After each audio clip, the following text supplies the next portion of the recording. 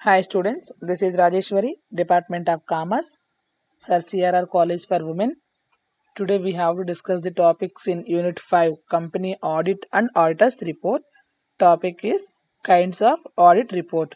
Paper title is Auditing. Okay, let us discuss our topic.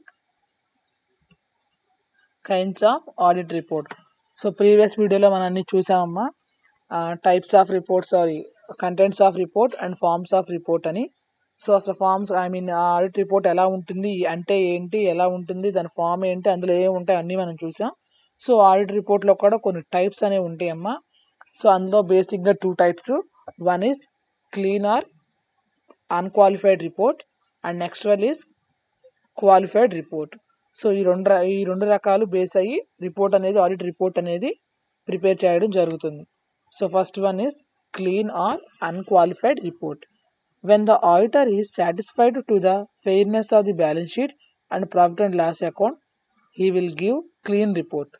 So ఈ clean report అనేది ఎప్పుడు prepare చేస్తారంటే, when the auditor is satisfied to the fairness of the balance sheet and profit and loss account. So profit and loss account కానీ balance sheet కానీ ఎలాంటి frauds errors లేవు, అంతా కరెక్ట్గా క్లియర్గా ఉందని ఎప్పుడైతే ఆడిటర్ అనేవాడు కన్ఫర్మ్ చేసుకుంటాడో అండ్ నెక్స్ట్ వన్ సాటిస్ఫై అవుతాడో అప్పుడే he will give clean report. Clean report అనేది ఇవ్వడం జరుగుతుంది. సో అలా ఎవరికి ఇస్తాడమ్మా? ఎవరికో కాదు, ఇయర్ ఎండింగ్లో ప్రిపేర్ చేసే ఆ రిపోర్ట్ ఎవరికి ఇస్తాడు? షేర్ హోల్డర్స్కి ఇవ్వడం జరుగుతుంది. ఎప్పుడు యాన్యువల్ జనరల్ మీటింగ్లో ఆ రిపోర్ట్ అనేది ప్రజెంట్ చేస్తాడు. సో ఆ రిపోర్ట్ బయటకు రిలీజ్ చేసిన తర్వాత దాన్ని ఫైనాన్షియల్ ఇన్స్టిట్యూషన్స్, క్రెడిట్ ఎవరైతే మనకి ప్రొవైడ్ చేస్తున్నారో వాళ్ళందరూ ఆ రిపోర్ట్ని చూడడం జరుగుతుంది. సో అది వేరే టాపిక్లోకి వస్తుందమ్మా, ఆ రిపోర్ట్ చూడడం అనేది కూడా. ఇక్కడ ఏంటంటే ఓన్లీ టైప్స్ మాత్రమే మనం డిస్కస్ చేయాల్సింది. సో ఈ క్లీన్ రిపోర్ట్లో మళ్ళీ 2 రకాలు ఉంటాయమ్మా. 2 రకాలుగా రిపోర్ట్ అనేది ప్రిపేర్ చేస్తారు. అవి ఏంటో చూద్దాం. Specimens of clean reports. So first one is specimen of clean reports of A company without branch office.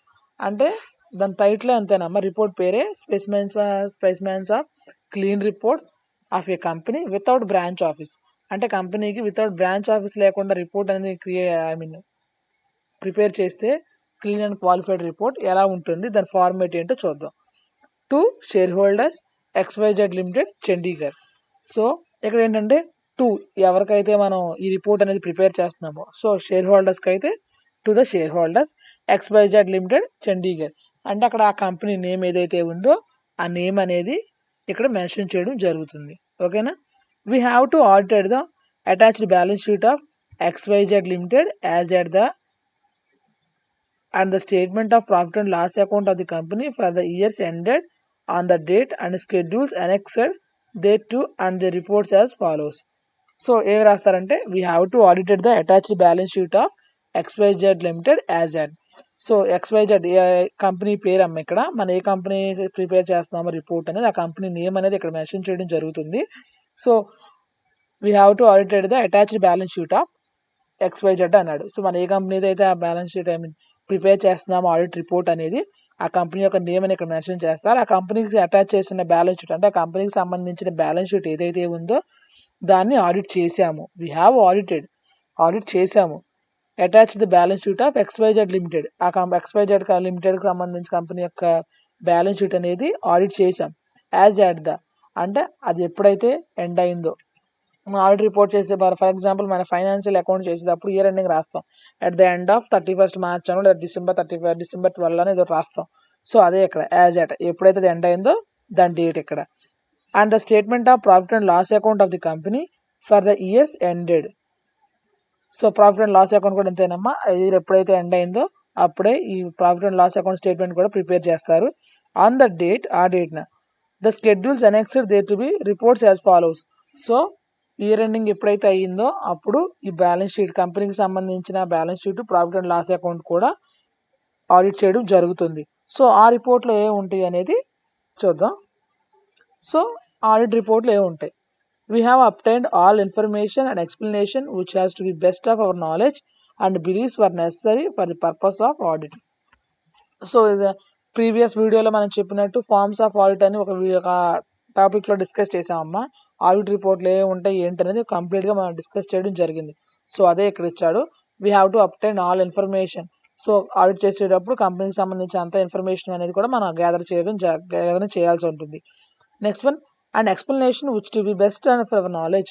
అంటే ఎక్స్ప్లెనేషన్ కూడా రేపు యాన్యువల్ జనరల్ మీటింగ్లో దీన్ని ప్రజెంట్ చేసేటప్పుడు దాని ఎక్స్ప్లెనేషన్ కూడా మన నాలెడ్జ్ తగ్గట్టుగా, ఐ మీన్ మనకు ఎంతైతే తెలిసిందో పూర్తిగా కూడా అండ్ డీటెయిల్గా కూడా ఎక్స్ప్లెనేషన్ అనేది ఇవ్వాలి.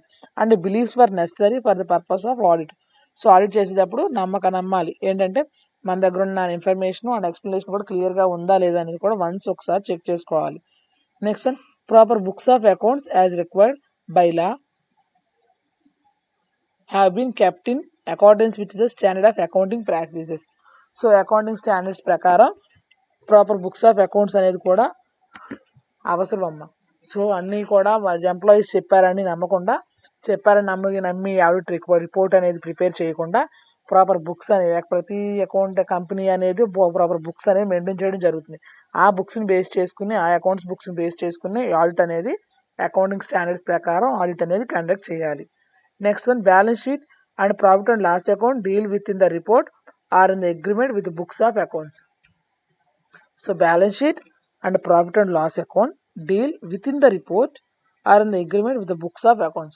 So books of accounts ని బేస్ చేసుకుని ఆ అకౌంట్ అండ్ కంపెనీ యొక్క బుక్స్ యొక్క అకౌంట్స్ని బేస్ చేసుకుని కంపెనీ యొక్క balance sheet, profit and loss account reports అనేవి ప్రిపేర్ చేసి ఈ ఆడిట్ రిపోర్ట్లో చూపించాలి. Next one, the best of our information and explanation give true and fair view. So మనకున్న ఆడిటర్కి ఉన్న మనం అంటే ఇక్కడ ఆడిటర్ అమ్మ. సో ఆడిటర్కి ఉన్న నాలెడ్జ్ ప్రకారం తను అప్టైన్ చేసిన తను గ్యాదర్ చేసిన ఇన్ఫర్మేషన్ ప్రకారం అండ్ నెక్స్ట్ వన్ ఎక్స్ప్లెనేషన్ కూడా, అంటే తను గ్యాదర్ చేసిన ఇన్ఫర్మేషన్ ప్రకారం తన నాలెడ్జ్ బట్టి తన క్యాపబిలిటీని బట్టి ఎక్స్ప్లెనేషన్ అనేది కూడా క్లియర్ కట్గా ట్రూ అండ్ ఫెయిర్ ఖచ్చితంగా అండ్ అందులో ఉన్నది యాస్టీజ్గా కూడా అలాగే ఎక్స్ప్లెనేషన్ అనేది కూడా ఇవ్వాలి. అవి ఎప్పుడంటే in case of balance sheet of the state of affairs of the company as at. So explanation వేటికి ఇవ్వాలంటే కంపెనీ యొక్క బ్యాలెన్స్ షీట్ ఎప్పుడైతే company at the end of the year end ఎప్పుడైందో అప్పుడు ఆ బ్యాలెన్స్ షీట్ అనేది ప్రిపేర్ చేసి audit రిపోర్ట్లో బ్యాలెన్స్ షీట్ యొక్క స్టేట్మెంట్స్ అనేవి కూడా ప్రిపేర్ చేయాలి. సో ఆ ప్రిపేర్ చేసి ఇన్ కేస్ ఆఫ్ బ్యాలెన్స్ షీట్లోను next one in case of profit and loss account of the company for the year ended on that date.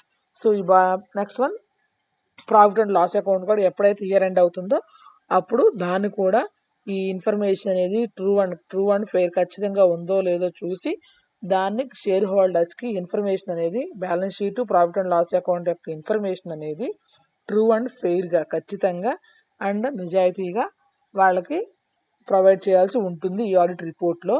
And next one explanation కూడా is more important అమ్మ. Explanation కూడా ఇవ్వాలి. So ఇదంతా కూడా ఈ audit రిపోర్ట్లో మనం మెన్షన్ చేయాలి. Last one, for A and B Co chartered accounts partner. So లాస్ట్ని ఎవరైతే చార్టెడ్ అకౌంటెంట్ ఎవరైతే ఉన్నారో చెప్పా కదా డెఫినెట్గా ఆడిట్ రిపోర్ట్ మీద వాళ్ళ సైన్ అనేది ఉండాలని. So for AB and co chartered accounts. So ఈ ఏబి అండ్ కో అనేవాడు ఆడిటర్ యొక్క నేమ్ అమ్మ. Next chartered account of partner అని మెన్షన్ చేయాలి డెఫినెట్గా. ఇది ఒక type of report. Next one, the company having a branch. ఇందాక మనం చూసిన దాంట్లో కంపెనీకి బ్రాంచ్ లేకపోతే ఎలా ఆడిట్ రిపోర్ట్ అనేది ప్రిపేర్ చేస్తారు. ఇక్కడ ఏంటంటే కంపెనీకి హ్యావింగ్ ఏ బ్రాంచ్ అనేది ఉంటే ఆడిట్ రిపోర్ట్ అనేది ఎలా ప్రిపేర్ చేస్తారో చూద్దాం.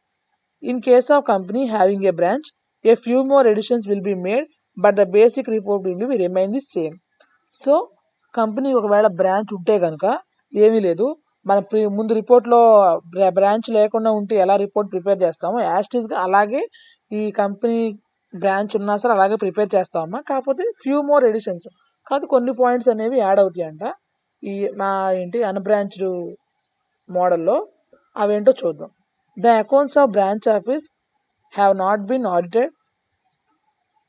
audited as required by section 228 subsection 1 of the he act as the said branch office is exempted from the requirement of section 228 by virtual rule of subsection 3 subsection 4 of the company's rule 1961.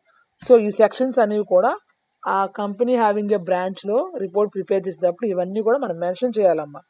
So ఈ section 228 and next one subsection 3 and 4 companies act rule ప్రకారం 1961 అని clear కట్గా mention చేయాలి company having a branch. And then remaining అంతా కూడా company having అన్బ్రాంచ్ అని మనం చూసాం కదా,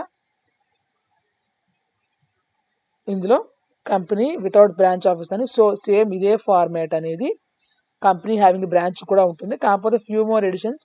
ఇవి మాత్రం ఈ పేరాలో ఏమైతే ఉందో ఈ డెఫినెట్గా ఈ పాయింట్ అనేది డెఫినెట్గా కంపెనీ హ్యావింగ్ బ్రాంచ్ అనే దాంట్లో మెన్షన్ చేయాలి. ఓకేనా. నెక్స్ట్ అదొక మోడల్ అమ్మ. అన్క్వాలిఫైడ్ రిపోర్ట్ అనేది ఎలా ఉందో చూసారు ఇప్పుడు. సో ఇప్పుడు ఏంటంటే qualified report. So second model is qualified report. If the auditor has a opinion that the balance sheet does not give true and fair view of the state of the company's affairs, or that the profit and loss account does not give true and fair view of the profit and loss for the year, must qualify his report. So మన unqualified report ఎప్పుడు unqualified or clean report అనేది ఎప్పుడు present చేస్తామమ్మా, మనం చెప్పాం కదా. Balance sheet, profit and loss account కూడా true and fair view అని ఖచ్చితమైన బ్యాలెన్సెస్ చూపించినప్పుడే క్లీన్ రిపోర్ట్ అనేది మనం సబ్మిట్ చేయడం జరుగుతుంది, ప్రిపేర్ చేయడం అనేది జరుగుతుంది. సో ఇక క్వాలిఫైడ్ రిపోర్ట్కి వచ్చేసి కంప్లీట్గా రివర్స్లో అమ్మ. సో ఆడిటర్ అనేవాడు బ్యాలెన్స్ షీట్ కానీ profit and loss account balance sheet కానీ ప్రాఫిట్ అండ్ లాస్ అకౌంట్ కానీ రెండిట్లో ఏదైనా కానీ అవి చూపించే వాల్యూస్ స్టేట్మెంట్స్ అనేవి రాంగ్ అనే ఒపీనియన్ ఉంటే కనుక డెఫినెట్గా తను అప్పుడు ప్రిపేర్ చేసే రిపోర్ట్ ఏంటంటే క్వాలిఫైడ్ రిపోర్ట్ అమ్మ. అంటే బ్యాలెన్స్ షీట్లో కానీ ప్రాఫిట్ అండ్ లాస్ అకౌంట్లో కానీ ఇంకా ఏదో ఎర్రర్స్ ఉన్నాయి అని దానికి డౌట్ ఉంటే కనుక తను ప్రిపేర్ చేసేదాన్ని క్వాలిఫైడ్ రిపోర్ట్ అంటారు. సో ఎలాంటి డౌట్స్ ఎర్రర్స్ లేకుండా ఉన్నట్టయితే దాన్ని క్లీన్ రిపోర్ట్ అంటారు. సో ఈ క్వాలిఫైడ్ రిపోర్ట్లో ఏముంటే చూద్దాం. Form of qualified report. So ఈ క్వాలిఫైడ్ రిపోర్ట్ యొక్క ఫామ్ అనేది ఎలా ఉంటుంది.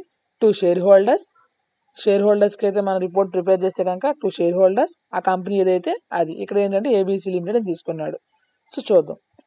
వి audited the annexed balance sheet of ABC limited as at and also the profit and loss account for the year ended on the date we have to report that. So ఏమన్నాడంటే we have to audited the annexed balance sheet of. So audit చేసాము దేనికి, annex balance sheet of ABC limited as at. So ABC కంపెనీకి సంబంధించిన balance sheet అనేది audit చేయడం జరిగింది as at year end ఎప్పుడైతే అప్పుడు. And also profit and loss account for the year ended, అంటే ఏబీసీ లిమిటెడ్ కంపెనీకి సంబంధించిన బ్యాలెన్స్ షీట్ని and profit and loss account కూడా ఆడిట్ చేయడం జరిగింది.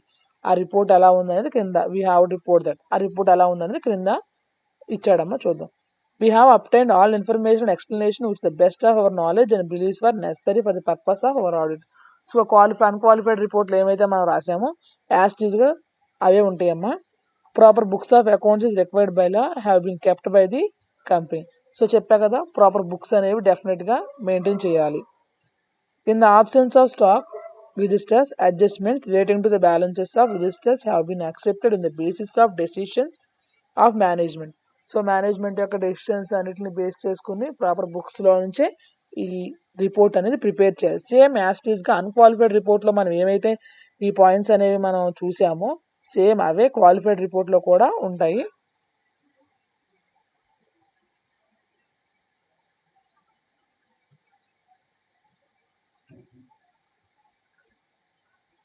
సో ఇక్కడ ఏంటంటే అమ్మా నెక్స్ట్ కంటిన్యూషన్ ఉంది అక్కడ. Balance sheet and P&L account by the report are in agreement with the books of accounts and returns. Next, the information required by law, accounting standards give the true and fair view. So ఆ accounting standards ప్రకారం information ఏదైతే ఉందో అది true and ఫెయిర్గా ఉందని ఖచ్చితంగా ఉంటేనే ఈ audit రిపోర్ట్లో మెన్షన్ చేయాలి. అవి ఏంటంటే ఆ ఇన్ఫర్మేషన్ ఆ స్టేట్మెంట్స్ ఏవంటే in case of balance sheet state affairs of the company at the end. So year ending ఎప్పుడైతే అవుతుందో అప్పుడు. And next one profit and loss account for the year ended. So balance sheet కానీ profit and loss account కానీ year end ఎప్పుడైతుందో అప్పుడు ఈ యొక్క balance sheet ఈ స్టేట్మెంట్స్ అనేవి క్లియర్గా ఉన్నాయా లేవు. ఒకవేళ క్లియర్గా ఉంటే క్లీన్ రిపోర్ట్లో రాస్తాము. ఒకవేళ క్లియర్గా లేవు, ఎర్రర్స్ ఏమన్నా ఫ్రాడ్స్ ఉన్నాయి అనుకుంటే క్వాలిఫైడ్ రిపోర్ట్లో దీని డీటెయిల్స్ అనేవి మెన్షన్ చేయడం జరుగుతుంది. సో లాస్ట్న ఫర్ ఎంఎన్ అనుకో చార్టెడ్ అకౌంటెంట్స్.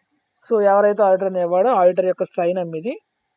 నెక్స్ట్ తను చార్టెడ్ అకౌంటెంట్గా చెప్పాక ఆడిటర్ అయితే డెఫినెట్గా చార్టెడ్ అకౌంట్ అయి ఉండాలని. So chartered accountant. ఓకేనా. సో ఇదమ్మా మనకి టోటల్గా టైప్స్ ఆఫ్ రిపోర్ట్. సో ఓవరాల్గా 5 minutes అనేవి మీకు వీడియోలో అప్లోడ్ చేయడం జరిగింది, కంప్లీట్ అయిందమ్మా. Thank you.